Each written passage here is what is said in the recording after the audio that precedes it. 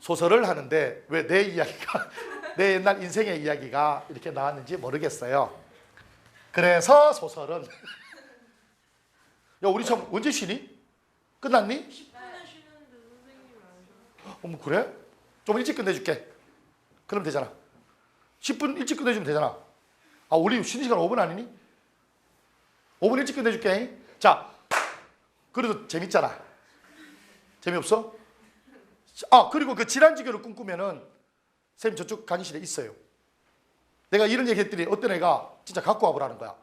그래서 내가 갖고 왔었어요. 그래서 그 애한테 보여줬어. 그랬더니 와, 선생님이 18살에 쓴 거예요. 선생님 지금은 48 됐죠. 올해 30년 전에 딱 쓴 거야. 그리고 코팅됐는데 색이 누래요. 색이 변했어. 세월의 흔적이 느껴지는 거야. 오케이. 그리고 그걸 걔는 여자인데 그걸 복사해달라 그래서 선생님 복사도 해줬어요. 축소 복사. 비포 용지를 A4로 축소 복사했었는데 그 안에 내용이 되게 좋아요. 그리고 차마 못 고친 거 있어요. 주책인데 주착이라고 쓴 거 있어요. 그거는 그때만 해도 난 그게 틀린 말인지 몰랐어요. 나중에 알게 됐지. 좀 이따 내가 목요일날 갖고 올게. 오케이? 누가 그걸 1억을 준다. 그래도 절대 못 팔아요. 내 추억이 있는 거니까. 1억 1,000을 주면 팔죠. 자, 소설 봅니다. 아이고, 또한 소설에서 중요한 거 봅니다. 소설은 자, 소설 우리가 알아줘야 될 거 거기다 씁니다. 소설은 두 가지를 알아둬야 됩니다. 1. 첫 번째, 소설에 대한 편견을 깨세요. 이건 뒤에 시할 때도 마찬가지지만 소설에 대한 편견을 깨야 됩니다. 뭐냐? 우리가 흔히 알고 있는 이 지문은 소설, 우리가 흔히 소설을 보면서 이 소설을 누가 썼죠? 작가가 썼죠? 소설을 작가가 썼어요? 작가가 써서 누구한테? 독자들에게 읽히죠? 그럼 독자는 이걸 읽고 어떻게 하니? 이 소설을 감상을 하죠? 소설을 작가가 쓰고 독자가 읽고 감상을 하죠. 이걸 깨라는 거예요. 우리는 지금 소설을 작가가 쓰고 독자들 입장에서 이해하고 감상하는 게 절대 아니라는 얘기야. 뭐로 생각해야 되느냐? 우리는 소설이 아니라 뭐냐? 소설 지문이에요. 소설 영역. 수능에 2지문 나오는 소설 지문이야. 현대소설 지문. 그러니까 소설이 아니라 소설 지문으로 보는 거예요. 작가가 쓴 게 아니죠. 이 소설 지문은 누가 발췌합니까? 출제자가 발췌하죠. 소설 지문을 출제자가 발췌한 소설 지문을 누구? 독자가 아니죠. 수험생의 입장에서, 독자가 아니라 수험생의 입장에서 뭘 해야 되느냐? 바로 답을 맞춰야 되죠. 문제 풀어서 뭐를 해야 돼? 답을 찾아야 되죠. 감상하는 것이 아니라 문제 풀며 답 찾는 것이 목표라는 거죠. 어쩌면 잔인하고 비정하게 들릴지 모르겠지만 3년 동안은 고교과정 3년 무조건 소설 공부할 때 소설 지문을 출제자의 의도를 잘 파악해서 나는 수험생이니까 답 찾아야지. 이런 관점으로 봐야 돼요. 느긋하게 소설을 감상하고 그 소설 속에 어떤 뭐 찾는다 이렇게 아니라 소설 읽는 것이 아니라 소설 지문을 풀이한다는 차원으로 가야 됩니다. 이런 편견을 깨고 이걸로 이렇게 머릿속에 계속 가져야 나중에 서울대학교, 연세대학교, 고려대학교 교정에서 이제 진짜 소설을 재미있게 야, 이 소설 너무 재밌다라고 신나게 읽을 수가 있는 거예요. 3년 동안에 이런 고생을 해야 나중에 대학 가서 진짜 재밌는 소설을 읽죠. 물론 이렇게 문제 푸는 거에도 갈등이라든지 인물이라든지 사건에 대한 밑줄을 쳐가면서 읽기 때문에 이렇게 읽기에도 좋죠. 나중에. 그러니까 나중에 잘 읽기 위해서 좋은 대학교에서 읽기 위해서 지금은 이렇게 힘들지만 소설 지문을 출제자의 의도를 파악하며 수험생의 입장에서 답을 찾자. 이런 개념을 가지고 하는 겁니다. 알겠니? 자, 이렇게 문제 풀 때 그러면 소설 지문을 문제 풀 때 어떻게 봐야 되냐? 바로 인물의 소설은 인물 나오면 다 동그라미 치세요. 소설 지문에서 인물 나올 때마다 동그라미 치는 거예요. 단! 이런 건 안 되죠. 단! 소설 지문에 이렇게 있으면 여기 나 나왔네? 여기 나 나왔어. 나 나왔어. 나나나 눈 오니? 누나? 인물 나오면 한 번만 치면 되잖아. 맞니? 인물 나오면 한번 치면 되는데 나 나올 때마다 엄마 나올 때마다 하나만 치면 되는 거예요. 다음 나는 어쩌고저쩌고 눈발 휘날리고 어쩌고저쩌고 그래서 형은 어쩌고 형이네 어쩌고저쩌고 그런데 누가 나왔어? 웨이터가 와서 무엇을 드십니까? 웨이터 동그라미 무엇을 물어보시겠습니까? 라는 그 질문의 의도는 뭐지? 그런 이 사람의 성격은 어떻게 된가? 캐릭터 또라이죠. 중요하지 않은 인물이죠. 맞잖아. 보초가 와서 나를 세워줬다. 보초 뭐 중요하네. 그러니까 주요 인물에만 동그라미를 치는 거예요. 읽어내려가면서 이렇게 동그라미를 치다 보면 주인공이 누군지도 알 수 있죠. 중요하게 나오거나 많이 나오거나. understand? 그리고 인물 나올 때마다 동그라미 꼭 치고요. 다음 박스를 나누세요. 박스 나누기. 박스가 뭐냐면 비문학의 문단 같은 건데요. 이렇게 딱 있으면 읽어 내려가요. 쭉 읽어. 왜냐하면 얘들아 소설 지문은 거의 1800자 넘어갈 때가 많아요. 오늘 이 소설 지문 읽으면서도 느끼겠지만 1800자 넘어갈 때가 많아요. 보통 비문학은 1350자에서 1600자 사이인데 소설은 길잖아. 그런데도 우리가 소설을 그렇게 무리 없이 읽는 건 뒤에 대학글이 많기 때문에 그래요. 그런데 이 소설이 너무 길기 때문에 마치 비문학처럼 문단을 나눠주는 게 좋아요. 어떻게 박스를 나누냐면 이걸 보고 이렇게 박스 나누는데 왜 박스냐면 줄을 거면 이게 하나의 박스로 보이죠. 그러니까 첫 번째 박스, 두 번째 박스, 세 번째 박스, 네 번째 박스 이렇게 해서 박스 나누는데 박스는 무엇을 기준으로 하냐면 보통 시간이 경과되면 시간이 쭉 흘러가요. 다음날 아침 어쩌고 20년 전의 일이건만 그러면 이날은 뭐가 되니? 과거가 되죠. 20년 전의 일이건만. 그래서 시간을 보고 박스 나누는 방법. 다음 공간들이 이렇게 쭉 진행하면서 여기서 했다. 집으로 돌아오자 어쩌고저쩌고. 거리로 나간 그는. 소설가 구보시의 일들 같은 경우는 공간이 몇 군데가 나와요. 백화점 나오고 막 다방 나오고. 그럼 공간마다 이렇게 정리해주면 이 사람 여기 있구나 명확해지는 거야. 뭔 말인지 알겠지? 그래서 시간 또는 공간 이게 거의 많아요. 다음 중략. 소설은 얘들아 다 실을 수가 없기 때문에 발단, 전개, 위기, 절정, 결말에서 얘 뽑고 해놓고 요 사이의 글들은 뭐라고 했어? 중략 부분에 줄거리 하면서 써주죠. 그러니까 얘 한 박스가 되는 거니까 중략을 기준으로 해서 여기 중략이 있으면 중략을 기준으로 해서 박스 나눠주는 거죠. 다음 사건의 변화가 있을 때나 사건이 별을 베기 전이었는데 별을 뱄다. 사건이 변화가 있을 때나 안 그러면 문체나 또는 시점이 변화됐을 때나. 그런데 거의 대부분은 얘들아 90% 정도는 다 박스는 뭐로 나눠지느냐? 시간, 공간, 중략 이런 거로 거의 나눠집니다.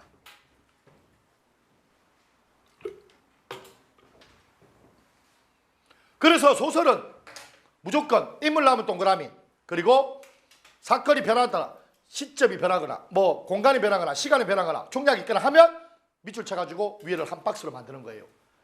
이해되니? 이렇게 박스를 만들어 놓고 하면 소설을 우리가 쫙 보고 이해하기가 훨씬 더 쉬워지는 거예요.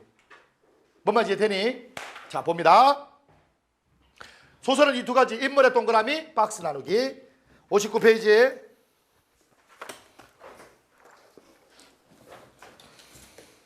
소설 또한 문제 푸는 원리는 같아요. 뭐랑? 비문학과. 비문학에서 어떻게 풀었니?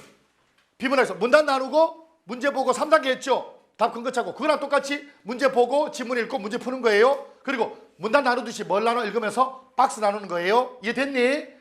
그중 인물, 사건, 배경이 제일 중요한데 1번에 인물의 동그라미. 소설에서는 인물이 제일 중요해요. 인물이 제일 중요해요.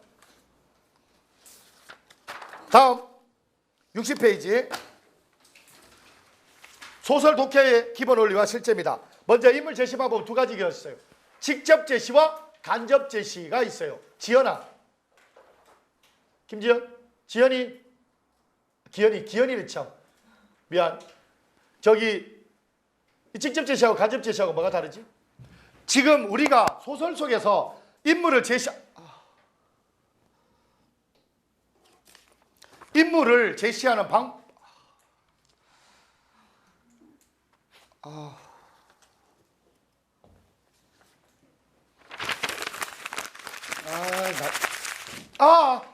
씨.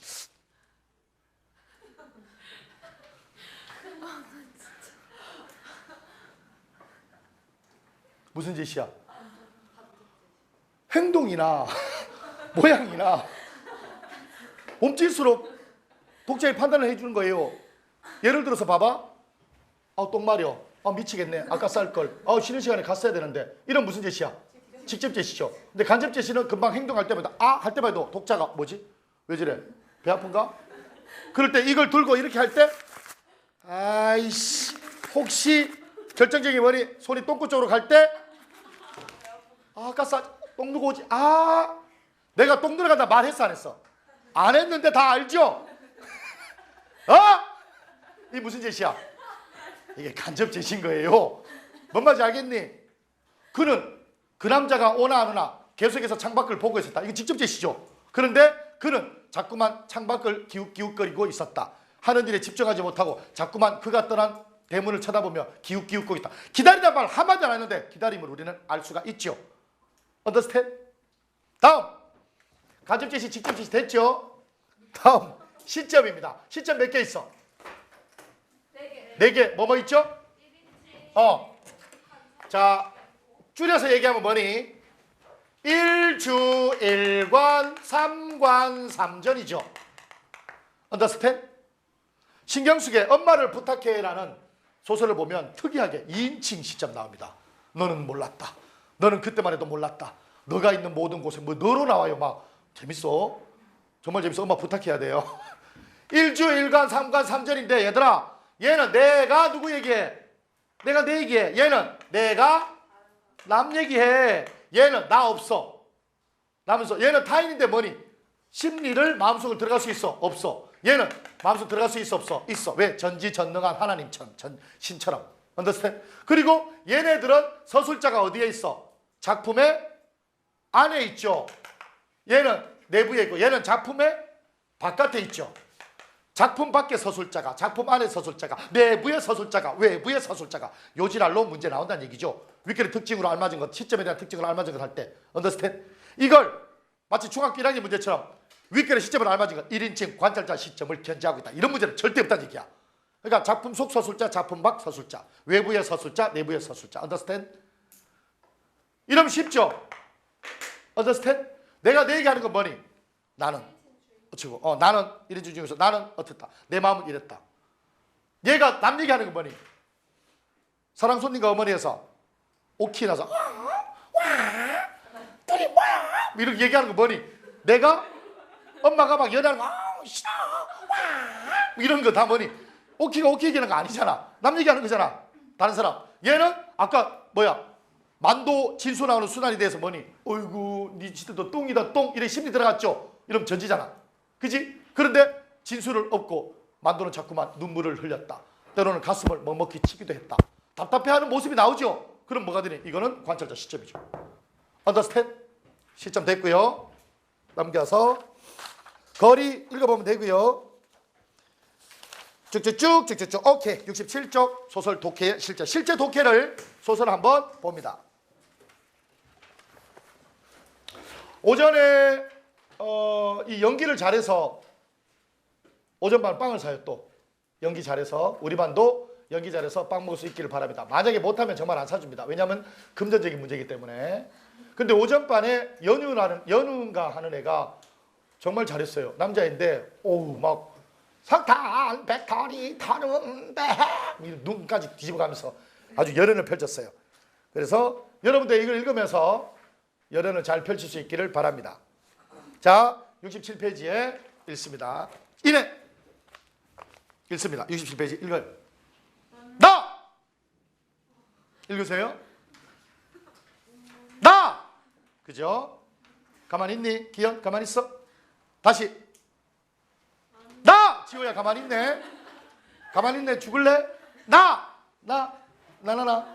그죠? 이제 알겠죠? 나! 그죠? 우리 말고 밖에서 듣는 애들은 도대체 이게 무슨 소리야? 궁금하지 않겠? 뭐지? 궁금하지 않겠니? 그지? 어떤 때는 제 목소리가 1층까지 들려요. 진짜 제 육식인데 1층에서 애들이 이렇게 엘리베이터에서 뭐가 이런 소리가 들린대요. 그래서 엘리베이터 타고 2층 6층이거든. 그러니까 2층 3층 오면서 이 소리가 한 4층 5층 기준에 들린대요.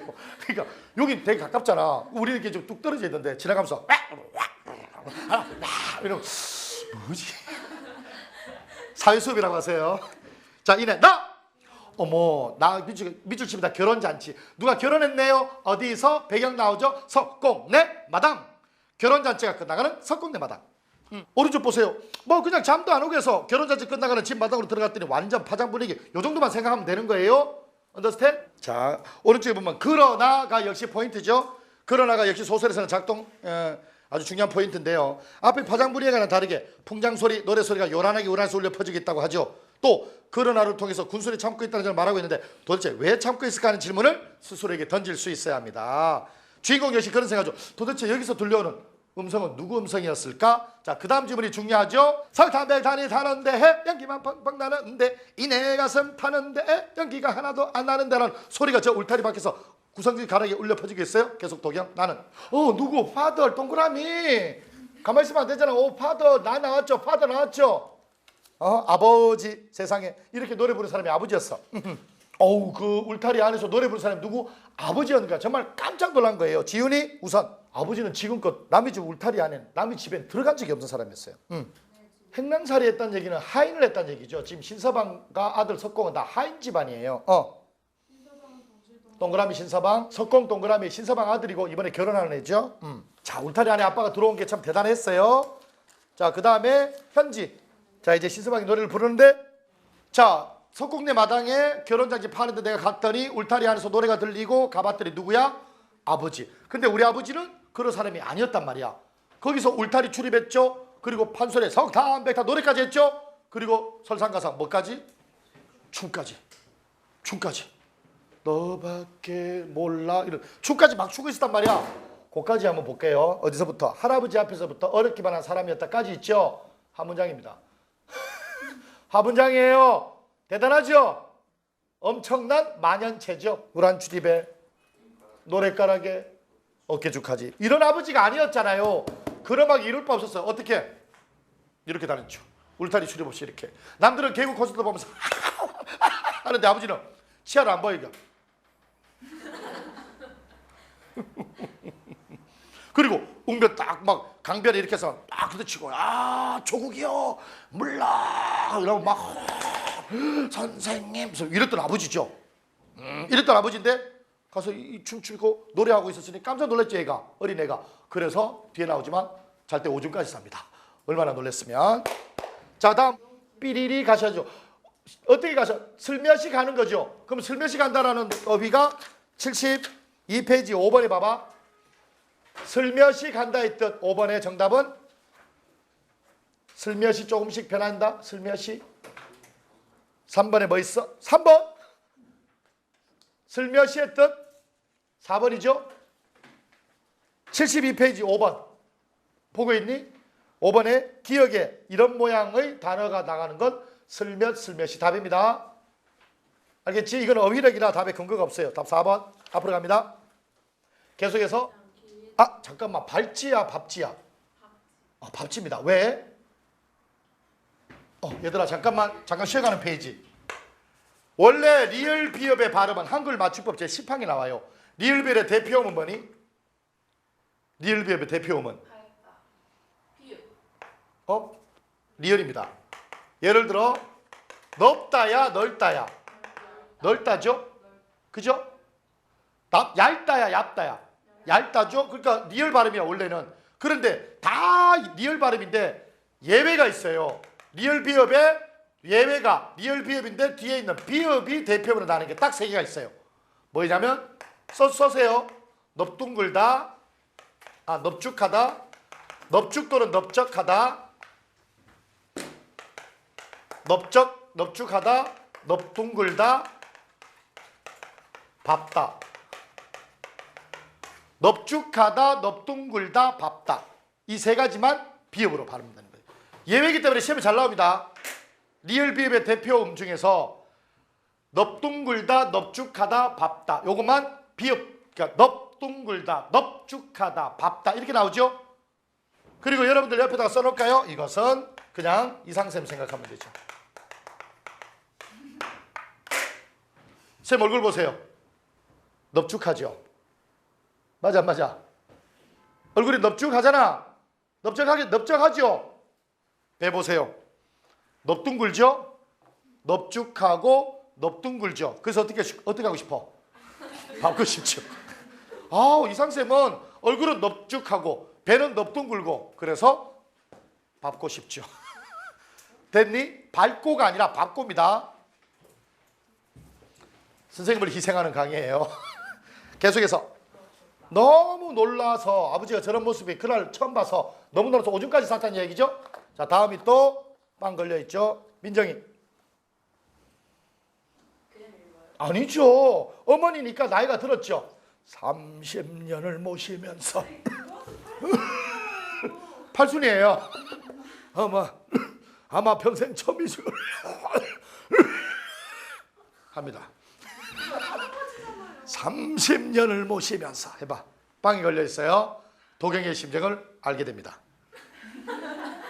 친구의 마음을 이때 한 30년 시작. 빵이 걸려있어요. 30년을 모시면서 보기를 처음 보겠다. 저희 어머니는 안 그러는데. 할머니예요, 할머니.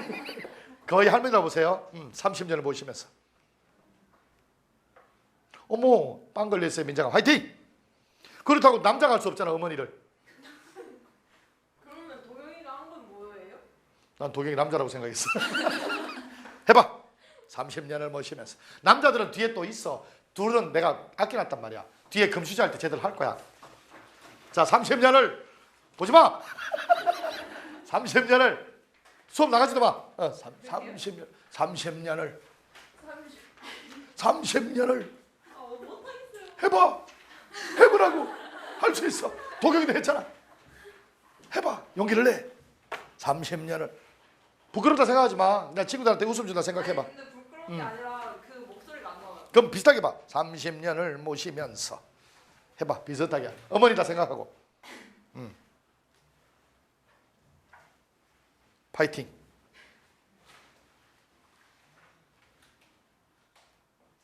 해봐. 30년을. 30년을. 야! 그냥 드라마에서 대화하듯이. 읽는 거 말고 대화하듯이. 나 30년 모시면서 뭐 이렇게 해도 되고. 해봐. 대화하듯이. 대화할 때 이러는데 좀. 그럼 어떻게 해? 30년을 모시면서 보기를 처음 본다. 그렇게 뭐 대화해? 계속해. 좀 이따 계속해. 아마 아마 편이 처음이실 걸. 하고 어머니 음성이 들려오고 있었다. 계속. 이제 옹점이에요. 얜 충청도에 완전히 충청도요. 잘할 수 있겠지요. 믿어요. 아시드가 뭐예요?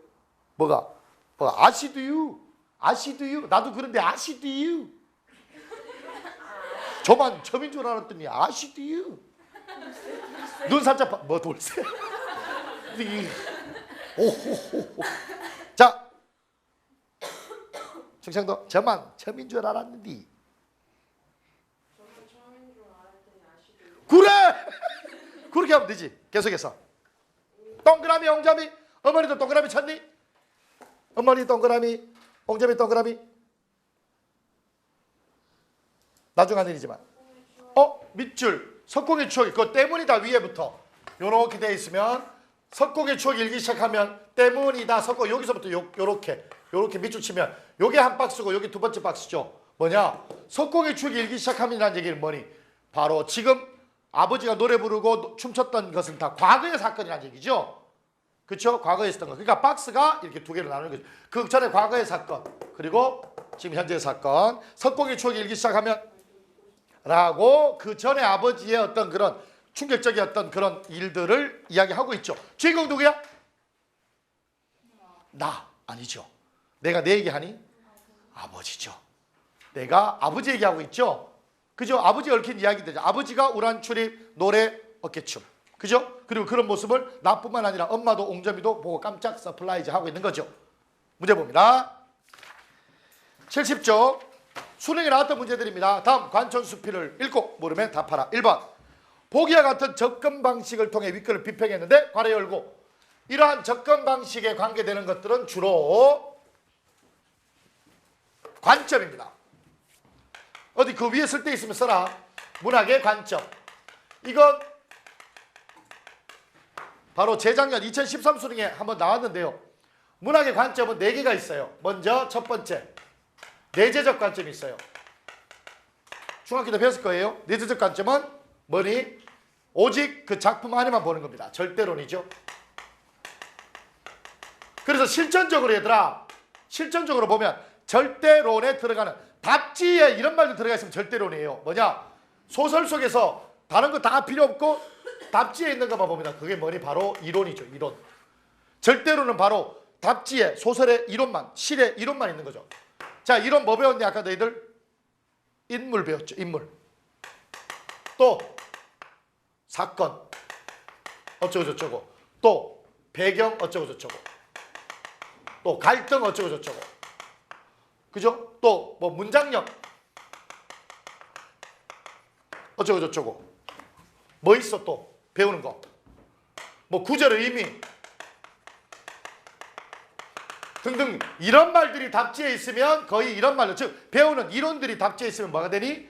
그게 절대론이라는 얘기죠. 이런 이야기들이 답지에 있어야 딱 답지 보고 밑줄 치면 아, 이거 절대론이구나 바로 알 수 있죠. 두 번째, 외재적 의미가 있는데요. 외향적, 외재적이라는 얘기는 먼저 표현론이라고 있어요. 누가 표현하는 거야? 작가가 표현하죠. 그래서 작가의 입장에서 이게 들어가 있으면, 작가 입장에서 이런 게 있으면 표현론입니다. 예를 들면 글쓴이는, 그리고 뭐 지은이는, 그리고 뭐 예를 들어서 작가 이름, 뭐 이문열은, 이런 거, 이렇게 작가와 관련되는 것 있으면 작가가 표현했으니까 표현론이고요. 세 번째, 반영론이라고 있어요. 반영론은 뭐가? 사회적인 현실이나 시대적인 상황, 이런 것들이 반영되는 거죠. 사회나 시대나 현실이나 풍습, 이런 것들이 반영되는 겁니다. 당시의 현실, 뭐 풍습, 이런 것들이, 사회, 시대, 현실, 풍습이 반영되는 이것은 답지에 주로, 이런 답지에 주로 뭐가 쓰이느냐면 일제치하, 일제 다음에 광복이죠. 광복 이후 뭐 분단, 뭐 독재치하, 뭐 산업화, 이런 말들이 반영론에 해당되는 답지의 밑줄들입니다. 이런 거 나오면 밑줄 쳐서 아, 이게 답이구나 라고 생각하면 되죠. 다음 마지막으로 효용론. 이게 제일 어렵기는 한데요. 효용론은 누구 입장? 독자 입장에서. 독자 입장에서, 이런 게 아니라 독자 입장에서. 답지에는 뭐가 나오느냐? 학생들에게, 오늘날의 학생들에게 뭐 교훈을 준다든지, 또는 나도 어쩌고 저쩌고, 그리고 뭐 젊은이에게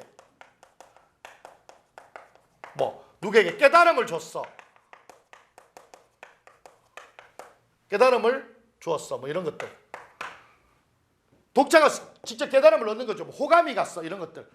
그래서 절대론, 표현론, 반영론, 효용론은 이렇게, 이건 안 그래도 돼요.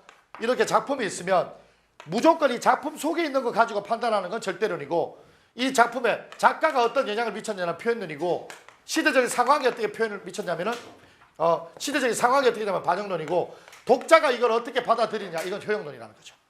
그리고 제일 중요한 건 바로 이런 말들에 뭐 해야 된다고? 이런 말들의 밑줄들이 쭉쭉쭉 쳐져 있어야 된다는 거죠. 이와 유사한 말들이나. 알겠니? 그러니까 이론적으로 배우는 게 아니라 직접 답지에 어떤 말들이 밑줄 쳐야 될지를 아는 거죠. 보기 봅니다. 다 했니? 보기.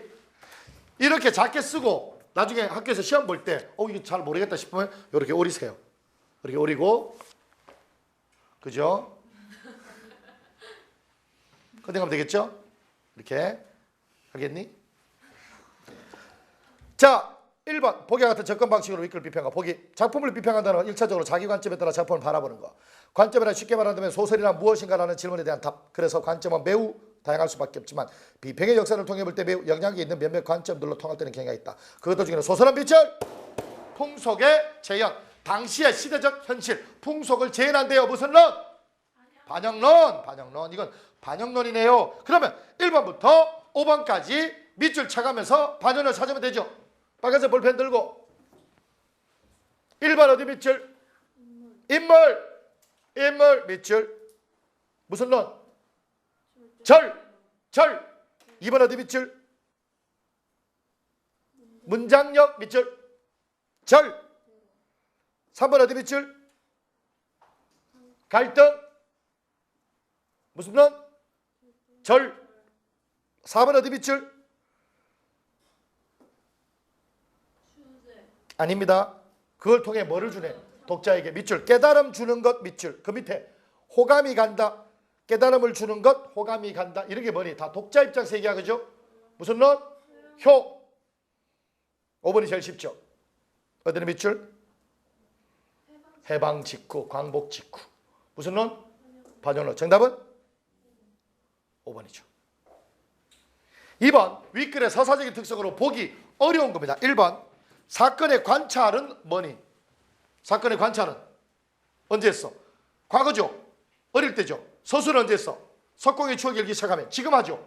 그러니까 당연히 관찰과 서술 사이에 과거 현재 시간적 간격이 있다 없다? 있다. 2번 맞니?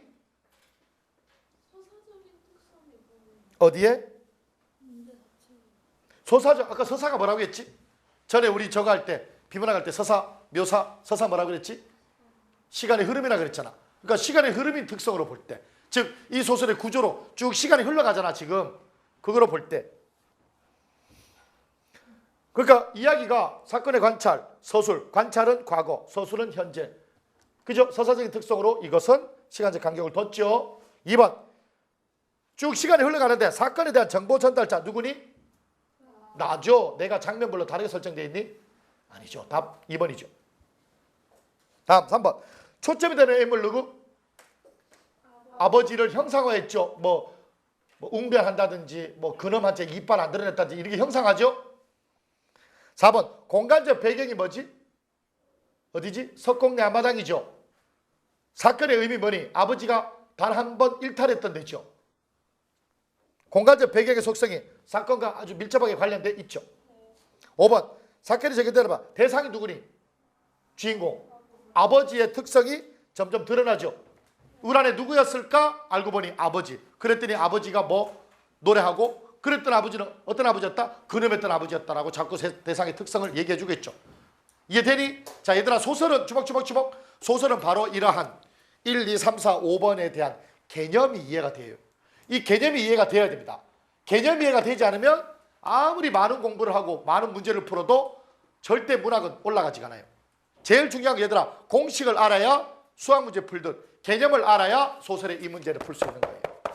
그래서 각각 답지에 대한 개념이 명확해야 됩니다. 알겠니? 다음 3번 별표 2분 30초를 줍니다. 푸세요. 2분 30초 안에 풉니다. 땡땡그랑 한 푼 땡땡그랑 두 푼 벙어리 잡은 손이 땡땡그랑 한 푼 땡땡그랑 땡땡그랑 한 푼 땡땡 땡땡그랑 야, 다 틀리네요. 대단합니다. 자, 오답률 100%에 도전합니다. 우리 반 멋있어요. 오답률 100%에 도전합니다. 땡그랑 한 푼 땡그랑 제대로 맞는 애가 없다는 얘기야? 오 마이 갓. 어딨어? 땡그랑 한 푼 땡그랑 두 푼. 야, 이제 몇 명만 지나면 다 틀리는데요? 야, 대단합니다. 지금 이거 푼 거야? 노래 안 불렀죠? 한 명 나왔네요. 불러봐. 빰빰빰. 너 풀고 갔니? 땡그랑 한 푼 땡그랑 두 푼 벙어리 작은 손이 아유 무거워 땡그랑 한 푼 땡그랑 두 푼 벙어리 잡은 손이 이제 알겠니? 땡그랑 푼 땡그랑 두푼 벙어리 잡은 손이 다듬어가 와 랄라랄랄라. 잠깐만, 너 다시 해야 된다. 너 땡이야. 야, 정말 어렵구나. 얘들아, 2번을 답으로 많이 했죠? 2번은 본문 내용하고 일치하죠? 그렇잖아. 2번 한번 읽어볼게요, 얘들아. 2번 뭐라고 했니? 언젠가 아버지는 나는 물론 우리 가족 놀라게 한 적이 있어. 평소 모습 도저히 상상할 수 없는 행동하신 것이다. 처음이자 마지막 강렬한 인상으로 오랫동안 남아있었지. 지문에서 보니까 맞지. 근데 문제는 뭐야? 문제는 뭐야? 보기와 함께 보기를 보고 한 거잖아. 지문 내용하고 보기하고 같이 봐야죠. 보기 뭐 나와 있는데? 시조 나와 있지? 뭐라고 나와 있어? 검정새 작다 하고 붕새야 웃지 마라. 작은 검정새 보고 커다란 붕새야 너 비웃지 마라. 구말리 높은 하늘 너도 날고 저 작은 새도 날지 않느냐. 저도 난다. 두어라. 주제 나오죠. 나는 새는 한 가지니 나는 새는 한 가지니 또 뭐라고 했어? 그나 너나 다르냐. 서리법 다르지 않다 이 얘기죠. 그러니까 큰 새든 작은 새든 나는 건 똑같다는 얘기죠. 맞니? 그리고 이걸 보고 아버지가 몸가짐을 발휘했다는 얘기는 뭘까? 무슨 의식? 평등의식이 있는 거잖아요. 이 지문에서 이 보기에서 보여주는 건 이 시제에서 얘기하는 건 이거나 저거나 즉 양반이나 아니면 일갓집 행랑살이 했던 사람이나 똑같다는 얘기죠. 그래서 아버지는 그런 걸 깼죠. 맞아 안 맞아? 그럼 답 몇 번이 되니? 그래 얘들아 3번이 되는 것이. 그럼 2번은 뭐가 돼? 매력적 오답이 되는 거예요. 이해되니? 야 어떻게 한 명이 없어. 넘깁니다. 4번도 역시 별표. 4번은 지문에 나와요. 4번은 앞부분에 하나 둘 세 단락이 있거든요. 그거 읽고 풀어봅니다. 역시 2분 30초입니다. 앞에 걸 만회해봅니다. 시작. 몇 번이니? 아직 못 풀었니? 현관펜 들고요. 현관펜 들고 67페이지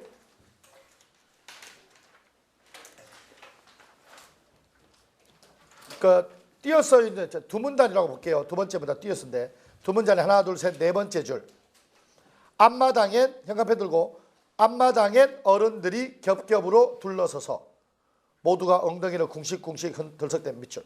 앞마당엔 어른들이 겹겹으로 들어서 모두가 엉덩이를. 얘가 꼬마기 때문에 이렇게 지나가면 어른들은 엉덩이밖에 안 보이죠. 그러니까 어른들은 엉덩이는 뒤로 간 거예요. 그 다음에 세 번째 문단에 하나 둘 세 번째 줄. 어디로 올라갔니? 쪽마루 위에 올라가 넘어다 보았다. 나오죠? 쪽마루 위에 올라갔죠? 그러면 일단 어디로 들어가야 되니? 그림 보세요. 일단 기억으로 가야 되겠죠? 대문으로 들어가지 않고 다른 데 가면 도둑이죠? 다 기억으로 들어갔죠? 그 다음에 어디로 가야 돼? 사람들이 빽빽한 엉덩이 있는 데로 어디로 가야 돼? 니은으로 가야 되겠죠? 니은으로 엉덩이 뒤쪽으로 가야 되잖아. 갔다가 어디로 올라가야 돼? 쪽마루 올라가니까 몇 번? 정답은 기억, 니은, 디귿 1번이 되죠? 오케이? 리을이 올라간 건 깽판 부리는 거죠. 상위 올라갔죠? 그렇잖아. 리이 올라서 깽판 부리는 거죠. 맞니? 비읍은 나무 위에 올라간 거고. 말이 안 되죠? 지문에 다 나오죠? 오케이? 자, 이제 소설과 관계에서 아까처럼 인물에 동그라미 치고 박스를 나누는 훈련을 한번 더 해봅니다. 실전 훈련용 문제 저 들어갑니다. 페이지 206 페이지 206 206페이지로 가세요.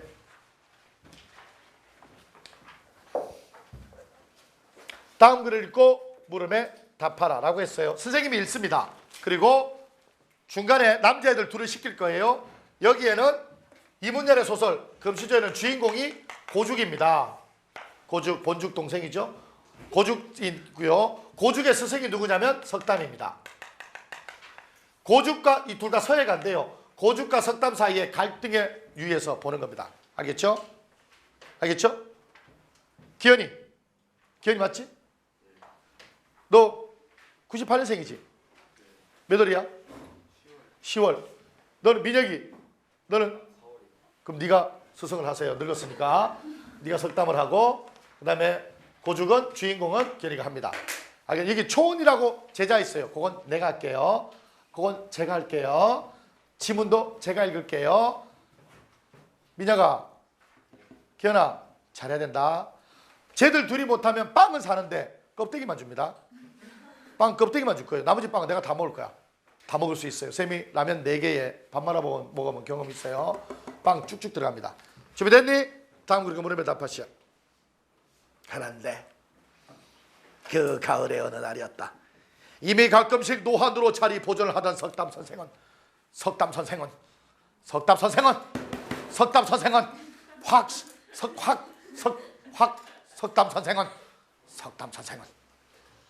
그날도 병석에서 일어나기 바쁘게 종이와 붓을 찾았다. 서해 가니까 그것도 그 무렵에는 거의 쓰지 않던 대필 그리고 전지였다. 벌써 몇 달째 종이와 붓을 가까이 않던 고죽은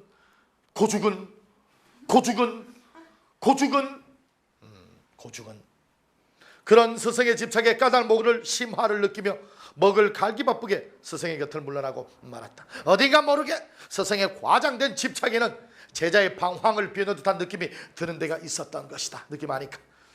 그러나 한동안 뜰을 서성이는 사이에 그는 문득 늙은 스승의 하는 양이 궁금해졌다. 방에 돌아오니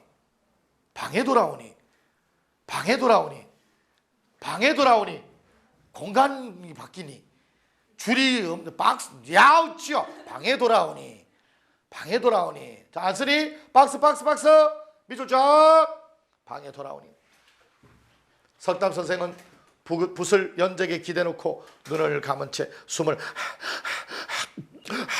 뒤질 때 다 된 거죠. 숨을 헐떡이고 있었다.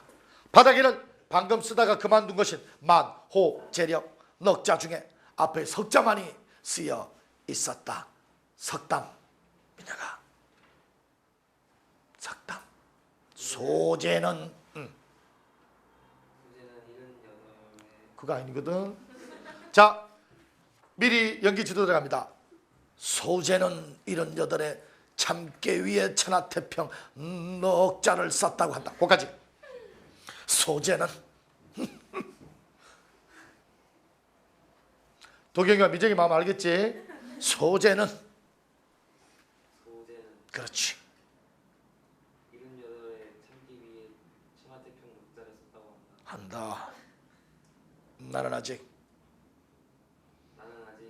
이름도 차지 않았는데 이 넉자 만호체력은 단숨에 쓸 일도 남지 않았으니 하고 좀 씁쓸하게 남지 않았으네. 해봐. 이거 너무 불쌍하지요? 나더라. 빵은 없다. 그렇게 탄식하는 석담 선생의 얼굴에는 참은 처연한 기색이 떠올랐다. 그러나 고죽은 그 말을 듣자 억눌렀던 심화, 화가 난 거죠. 분노가 심화가 다시 솟아올랐다. 스승의 그 같은 표정에는 그에게는 처연함이 아니라 오히려 자신만만함으로 비쳤던 것이었다. 화난 고죽의 연기, 설령. 화났어요. 보여줘? 설령! 이거를 단숨에 쓰시고 여기서 금시조가 쏟아오르면 향상 이 안돈인들 그게 선생님을 위해 무슨 소용이겠습니까? 다시 빵 들어갑니다. 고죽은 자신도 모르게 심술궂은 미소를 띠며 물었다. 이마에 송글송글 땀이 맺힌 채 기진해 있던 석담 선생은 처음 그 말에 뭐야 이 어리둥절한 표정이었다. 그러나 이내 그의 말뜻을 알아듣고는 매서운 눈길로 그를 노려보았다. 석담 용기를 내. 골 오지 않았다. 빵 1,500원짜리 올라갑니다. 오. 그와 같이 드높은 경지는 글씨를 쓰는 이면 누구든 일생에 단 한 번이라도 이르러보고 싶은 경지. 좋아.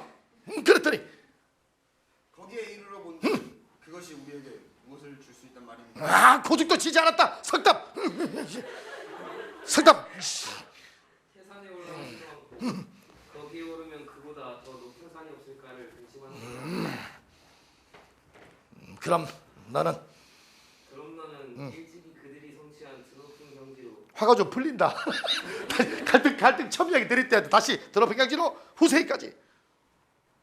드높은 경지 그렇지. 후세기까지 후세까지 큰 이름을 들이는 선인들이 모두 모두 쓸모없는 일이 없는 일을 하였단 말이야. 했단 말이야. 그랬더니 고죽이 자기를 속이고 남을 속이는 일입니다.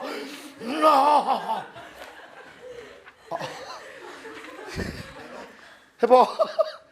자기를 내려놔요. 자기를 속이고 자기를 속이고 남을 속인 것은 나 이 사람이다. 도대체 두뇌의 본물을 적시는 데 누가 있음을 무엇이며 아. 현명함이 있을 때 그렇지. 얼마나 대단하겠습니까? 그렇지 잘하고 있다. 고로 이름하면 고국에게 수가 있고 뜻을 어렵게 꾸미면 공이나 야공에 이래도 현명함이 있습니다. 잘했다. 천고에 들이오는 이름이 이따 하나. 이 나가 없는데 진짜로 된 나의 껍데기가 남모르는 후인들 사이를 떠는들 무슨 소용이 있겠으며 서화가 남겨진다. 단단한 비석도 비바람에 깎이는데 사물로 종류와 먹이겠습니까? 거기다가 그것은 살아 그들의 몸을 편안하게 해주지도 못했고 헐벗고 굶주리는 이웃을 도울 수도 없었어. 아유 그들은 2번 그들은 그 허망함과 너무 여기에 빠졌어. 그들은 그 허망함과 그렇지 수도쿠 증명할 수도 없는 어떤 결정하여 자기를 위하고 이웃과 곁다름 흘렸던 것. 야야야 이제 그때였다. 고죽은 불의 통증으로 이야 피아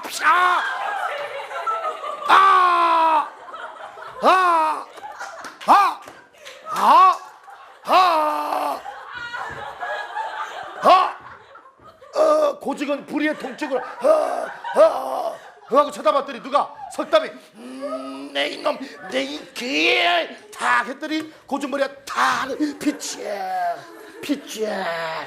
그때였다. 고죽은 불의의 통증으로 이마를 감싸 안으며 엎드렸다. 노한 석담 선생이 앞에 놓인 벼루 뚜껑을 하고 집어 던진 것이었다. 샘솟듯 솟은 피를 훔치고 있던 고죽의 귀에 늙은 스승의 광기입니다.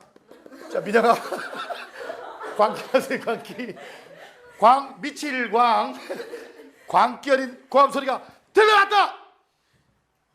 이게 마지막이야. 내 일제가 빵만 생각해. 빵만. 네가 애들한테 해줄 수 있는 가장 큰 봉사와 희생이야. 내 일찍이야. 내 일찍이 이놈의 천고를 알아보았도 아유 잘한다. 알아보았더니라. 가거라. 너는 용기를 내. 너는 진작부터 너는 진짜부터 저작거리에 나앉아야 할 놈이었다. 용케 천고를 숨기고 오늘날에 이르렀으니 이제 나가면 글씨 한자에 쌓일 대빵은 쌀 가다가 나가라. 쌀 대박.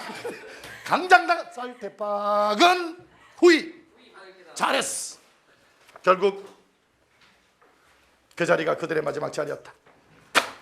그 길로 석담 선생의 집을 나선 고죽이 다시 돌아온 것은 이미 스승의 시신이 입간된 뒤였다. 벌써 30년 전의 일이건만 벌써 30년 전에 벌써 30년 전에 벌써 30 쌤 오늘 또 수업이 있는데 큰일 났네. 30년 전의 일이건만 박스 나왔죠? 고죽은 아직도 희미한 아픔을 느끼며 이제는 주름살이 덮여 흉터가 별로 드러나지 않는 왼쪽 이마의 얼음을 만져보았다. 그러나 그와 함께 떠오르는 스승의 얼굴은 미움도 두려움도 아닌 그리움 그것이었다. 아버님 김근희 왔습니다. 다시 주수의 목소리가 그를 끝물을 회상해서 깨나게 했다. 이어 방문이 열리며 초헌 동그라미 제자입니다. 고죽의 제자 초헌이 둥글 넓적한 얼굴이 나타났다. 대할 때마다 만득자로 대하는 것과 같이 유별난 애정을 느끼게 하는 제자였다. 사람이 좀 무던하다거나 이렇다 할 요구 없이 1년 가까이나 그가 없는 서실을 꾸려가고 있는 탓도 있겠지만 그보다는 글씨 때문이었다. 붙지는 법도 익히기 전에 행사를 휘갈기고 점의 결구도 모르면서 초서, 전서까지 거래되는 요즘 젊은이들답지 않게 초원은 스스로 정수로만 3년을 채웠다. 또 서력 7년이라고는 하지만 7년을 하루같이 서신에만 붙어서 그에게 결코 짧은 것도 아니더도 그 봄의 고중문화생 합동전에는 정서 두어 폭만 수줍게 내놓았을 뿐이었다. 그러나 초헌인 제자인 초원 그의 글은 서투른 것 같으면서도 이상한 힘으로 충만돼 있어 고죽에게는 남모를 감동을 주기도 했다. 얘가 큰 사람으로 되겠다 이거죠. 젊었을 때는 그토록 완강하게 거부했지만 나이가 들수록 그윽하게 느껴지는 스승 석담의 서법을 연상케 하는 데가 있었기 때문이다. 그만큼 석담생을 거부했지만 나이 먹으니까 석담생의 그 예술의 혼이 오히려 맞지 않았나라고 생각하는 거죠. 주목. 그 어느 반보다 우리 반 제일 잘했어요. 정말 잘했어요. 이건 너희들의 힘도 있지만 제일 처음에 도경이가 정말 어렵게 석탄을 꺼냈죠. 왜냐하면 선구자의 입장 맨 처음 해야 되니까 왜 하필이면 날까라는 생각도 했을까. 근데 석탄을 했어요. 그래서 석탄을 딱 하니까 또 민재가 조금 더 뒤에 또 용기를 내서 어머니는 이렇게 한다고 해서 앞에 한 소절 좀 했죠. 요게 발판이 된 거야. 그러다가 기열이가 폭발을 한 거죠. 이거 이러다가 애들한테 맞아 죽겠다. 아까 쌤이 뭐 60만 명한테 맞으면 형체도 없다고 하지. 막 그러니까 애들한테 원망 듣겠다 싶어서 용기를 냈단 말이야. 용기를 냈더니 민혁이가 이러다가 나 때문에 빵 못 먹겠네 했더니 애가 오바를 하죠. 내 이놈 이러면서 또 연기 잘했죠. 처음에는 얘들아 용기 내기가 정말 힘들어요. 남 앞에 나서는 것도 그렇고 누군가에게 무슨 말을 전할 때도 내가 이런 말을 하면 내가 이렇게 행동하면 누가 남을 어떻게 볼까? 나를 이상하게 보지 않을까? 다 그건 자기만의 생각에 가두는 거예요. 나만의 생각이에요. 남들은 얘들아 나를 신경 쓰지도 않고 인식하지도 않아요. 근데 내 스스로가 남들이 나를 어떻게 볼까? 이렇게 보지 않을까? 그러니까 내 머릿속에만 따로 노는 거죠. 용기를 내세요. 나와서 얘기하는 것도 선생님은 소설할 때마다 항상 대학 부분은 애기들한테 시켜요. 우리 제자들한테 시켜요. 그러면 특히 보면 잘 알겠지만 조금 말이 별로 없는 애들한테 많이 시켜요. 말 있는 애도 있지만 근데 그렇게 없는 애들 자꾸 시키다 보면 처음에는 한 번, 두 번, 세 번 하다 보면 본인들이 이 연기하는데 재미를 들어요. 우리도 이거 지분 이길 때 되게 신나게 재밌게 가잖아. 그래서 조금씩 지금 너희들이 분명히 눈으로 봤잖아. 석탄 한마디 떼기 그렇게 힘들었는데 마지막은 화려하게 꽃피었죠. 그렇잖아. 너희들이 봐도 정말 용기를 많이 냈잖아. 나중에 여러분들이 소설을 할 때 내가 여러분한테 시킬 때 용기 내세요. 다른 이들은 내가 잘했다 못했다를 판단하지 않아요. 빵만 생각해요. 빵만. 그러니까 다른 애들은 빵만 생각하기 때문에 쟤 잘했다 쟤 못했다는 게 뭐다. 남들이 하는데 주눅들 하지 말고 또 내가 좀 못하면 어떠니. 내가 연기자도 아닌데 또 내가 좀 애들한테 못 웃기고 이러면 또 어떠니. 용기를 내서 했다는 것만 그 자체만으로도 되게 박수 받아서 마땅한 거라는 얘기야. 남들한테 나와서 발표할 때나 누구에게 무슨 말을 전할 때나 항상 이런 작은 용기가 나뿐만 아니라 봐봐 다른 아이들한테도 지금 점점점 뒤에 할수록 더 잘해주죠. 오늘 시간이 더 있어서 소설 2편을 더 했다. 그러면 나머지 10편 애도 다 용기를 낼 거 아니니. 앞에 애들이 먼저 용기를 냈기 때문에. 내 말 꼭 알아주기를 바라요. 무슨 말인지 알겠니? 그래서 내 쪽에서 제일 잘하는 사실 도경이에요. 왜냐하면 처음에 정말 하기 힘들거든. 왜? 생소하죠. 어느 수업 시간에 내가 이런 얘기해요. 근데 얘는 석탄 하고 끝났잖아 말이야. 뭔 말인지 알겠니? 얘보다 더 대단하가 오전반에 연우고 걔는 다 했어요. 그냥 석탄 백탄이 애가 눈 희번뜩 해가면서 사는 빵이라고 하니까 사는데 이거까지 흔들리면서 그래서 뭐지 저런 새끼는. 걔는 오히려 걔가 먼저 잘해서 뒤에 애들이 주눅든 케이스고 여기는 이제 차근차근 단계 밟아서 나중에 폭발 딱 됐죠. 언더스탠드? 재밌어요? 자, 제목이 뭐니? 이문열의 금시조죠. 언더스탠드? 금시조. 일단 문제부터 보세요. 좀 이따 내가 전체 얘기를 해줄게요. 1번부터 3번까지. 1번의 정답은 다 같이 몇 번? 4번. 왜? 원망이 아니라 뭐지? 그리움이야. 리얼 뒤에 뭐 있어요? 형광펜 들고. 리얼 밑에 이 마음을 만져보았다. 그것은 그리움 그것이었다. 형광펜으로 비출. 원망이 아니라 그림이라는 게 명확히 드러나는데 4번은 원망이라서 틀렸죠. 2번은 답지 어디에 밑줄? 이 작품은 그렇죠. 밑줄. 작품을 남겼다는 사실만으로도 의미 있는 존재. 밑줄. 남겼다는 사실만으로도 의미 있다 했잖아. 남겨도 의미 있잖아. 언더스탠드? 그런데 앞으로 가보세요. 10번에 A, B, C 할 때 10번에 청고에 들이우는 이름이 있다 하나 나가운데 문자는 나의 껍데기가 남 모르는 후인들 사이를 밑줄 떠돈들 남겨진 거죠. 남겨져서 떠돈들 무슨 소용이 있겠으며 소용없다. 또 서화가 밑줄 남겨진다 하나 밑줄 소용없다. 떠돌아도 소용없고 남겨진들 소용없죠. 그걸 비판할 수 있는 건 뭐니? 무슨 소리야? 남긴 것도 의미 있어? 이렇게 되죠. 왜 답이 3번인지 알겠죠? 3번의 정답은 몇 번? 왜 3번이죠? 하나를 제대로 떼지도 못했는데 여러 개를 그 바로 위에 있잖아. 그렇죠. 요즘 젊은이들 앞에 형광펜 들고 요즘 젊은이들 앞에 뭐라고 있어? 위에 붙지는 법도 익히기 전에 밑줄. 이게 뭐니? 기지도 못하면서죠. 3번에. 다음 행선을 휘갈기고 이게 뛰려고 하는 거죠. 또 밑줄. 점의 결구도 모르면서 이게 뭐니? 기지도 못하면서 초서 전서까지 그려대는 뭐니? 뛰려고 하는 거죠. 그래서 기지도 못하면서 뛰려고 하죠. 점의 결구도 모르면서 다 초서 전서에 휘둘려 되죠. 붙지는 법도 모르면서 행서 휘둘려 되고. 말이 안 되죠. 답이 딱딱 나오죠. 자, 얘들아 주목. 이 작품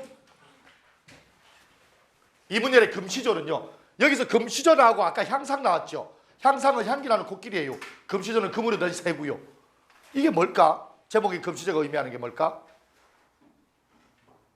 작가가 시를 쓰거나 또는 음악가가 음악을 하거나 미술가가 그림을 그리거나 서예가가 글씨를 쓸 때 최고의 작품을 냈을 때 느끼는 희열을 금시조 또는 향상이라고 해요.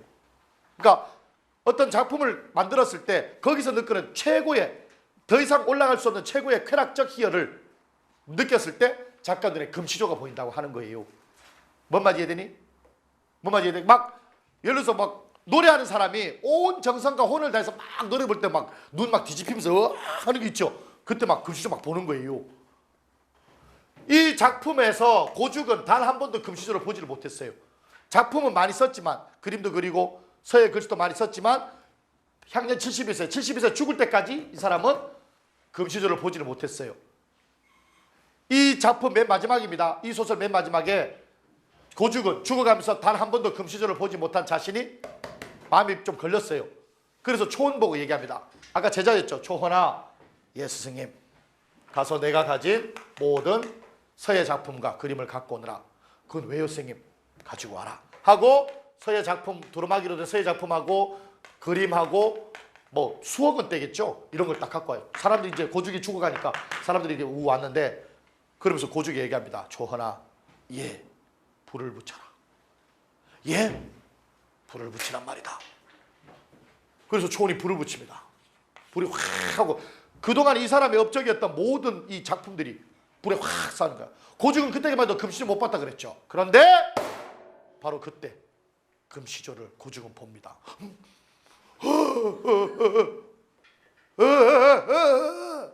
하면서 금시조를 봐요. 금시조를 봐요. 와, 활활 타오르면서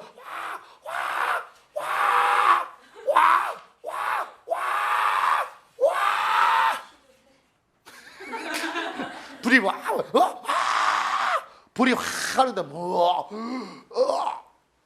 하고 죽어요. 작가 이문열은 바로 이러한 마지막 결말 부분을 통해서 우리한테 무슨 얘기를 하려고 했을까? 무슨 얘기를 하려고 했을까? 그토록 보고 싶었던 금시조의 희열, 그토록 느끼고 싶었던 최고 예술가에서 최고의 경제 희열, 그것은 버려야 얻는다죠. 태워야 얻는 거예요. 과학과 달리 예술은 얘들아 처음부터 뼈를 깎는 고통으로 새로 해야 돼요. 과학은 하나하나의 이론이 뭐가 돼서 발판이 돼서 이 이론 다음에 이 이론. 그러니까 뭐야, 창조론이 있었기 때문에 진화론이 나온 거고 진화론이 있으니까 용불용설 나오고 이렇게 과학은 조금씩 지식이 축적되면서 발전하죠. 예술은 그 축적된 지식을 쓰면 그게 표절이 돼요. 그래서 아주 처음부터 다시 해야 되는 거죠. 그래서 예술가가 힘든 거예요. 그래서 처음부터 다시 맨 땅에 헤딩하는 마음으로 작곡을 하고 맨 땅에 헤딩하는 마음으로 그림을 그리고 글을 쓰고 글씨를 쓰고 이런 것들이 이 안에 뭔가 채워져 있으면 진정한 예술가의 희열에 금시조를 보는 이 최고의 희열을 느낄 수가 없다는 얘기죠. 즉 배부른 예술가는 제대로 된 작품과 희열을 느낄 수 없다 이 얘기예요. 배가 고파야 된다는 얘기죠. 2AM이라는 가수가 있어요. 알고 있니? 처음에 데뷔할 때요 이 노래라는 이 노래로 데뷔를 했어요. 지금도 노래를 많이 하는데 그때만큼의 절박함이 없어요. 뭐냐? 2AM 이 노래 부를 때가 제일 잘 불렀어요. 왜? 배고팠으니까. 이제 막 데뷔하고 돈이 없었으니까 줄 수 있는 게 이 노래밖에 없다. 얼마나 절박했겠니? 이 노래밖에 없는 거예요. 그때는 사람들이 막 박수 쳤는데 요즘 나오면 별로 시큰둥해요. 배가 안 고파서 그래요. 예술가는 얘들아 끊임없이 배가 고파야 돼요. 그래서 크게 추천해주고 싶진 않아요. 그래서 예술은 주로 취미로 하는 게 맞지 이걸 직업으로 하잖아? 그러면 밤새 인고의 고통을 많이 겪어야 되는 게 예술가입니다. 잘 들어 얘들아. 그래서 이문열의 금치전은 바로 이란 버려야 얻을 수 있다라는 교훈을 주고 싶었던 거죠. understand? 그리고 실제로 이런 경지까지 도달한 사람이 사실 석담이었는데 젊었을 때 고죽은 그걸 느끼지 못하고 오직 예술을 뭐로 가꾸는 것, 아름다운 것으로만 추구했어.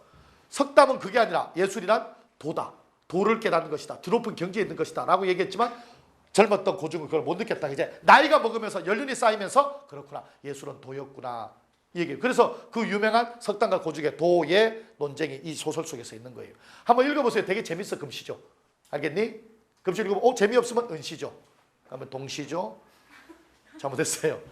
약속대로 10분 일찍 끝내줍니다. 질문 없죠? 다음 내일 모레 목요일까지 나머지 2개 꼭 풀어오고요. 내일 모레 문제 나갑니다. 알았죠? 질문 없죠?